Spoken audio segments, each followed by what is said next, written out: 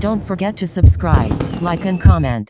Sudan's army and RSF are doing battle, leaving dozens of civilians dead. The Sudanese military and a powerful paramilitary group battled for control of the chaos-stricken nation for a second day Sunday, signaling they were unwilling to end hostilities despite mounting diplomatic pressure to cease fire. A doctors group said at least 56 civilians were killed and that it believed there were dozens of additional deaths among the rival forces. The Sudan Doctors Syndicate said close to 600 people were wounded, including civilians and fighters. The clashes capped months of heightened tensions between the military and its partner-turned-rival, the Rapid Support Forces Group. Those tensions had delayed a deal with political parties to get the country back to its short-lived transition to democracy, which was derailed by an October 2021 military coup. Heavy fighting raged early Sunday morning in the capital of Khartoum and the adjoining city of Omdurman. There were fierce clashes around the military headquarters, Khartoum International Airport and state television headquarters,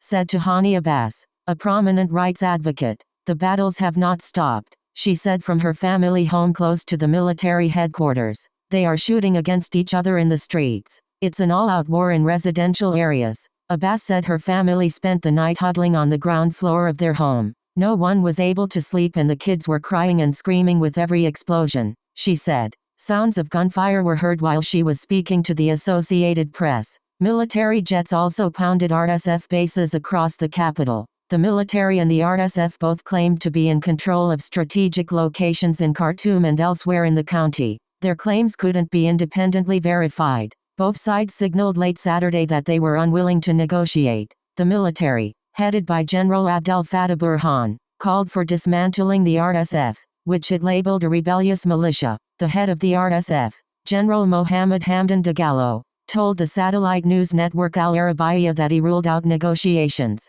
Dagalo called on Burhan to surrender. Meanwhile, diplomatic pressure appeared to be mounting. Top diplomats, including the U.S. Secretary of State, the UN Secretary General, the EU Foreign Policy Chief, the head of the Arab League and the head of the African Union Commission urged the sides to stop fighting. Members of the UN Security Council, at odds over other crises around the world, called for an immediate end of the hostilities and a return to dialogue. Arab states with stakes in Sudan, Qatar, Egypt, Saudi Arabia and the United Arab Emirates, made similar appeals. U.S. Secretary of State Antony Blinken said he consulted with the foreign ministers of Saudi Arabia and the United Arab Emirates. We agreed it was essential for the parties to immediately end hostilities without precondition, he said in a statement early Sunday. The recent tensions stem from disagreement over how the RSF, headed by Dagalo, should be integrated into the armed forces and what authority should oversee the process. The merger is a key condition of Sudan's unsigned transition agreement with political groups. Pro-democracy activists have blamed Burhan and Dagalo for abuses against protesters across the county over the past 4 years,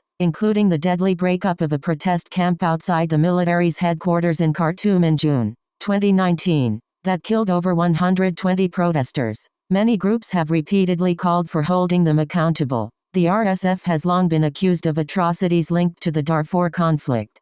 Don't forget to subscribe, like and comment.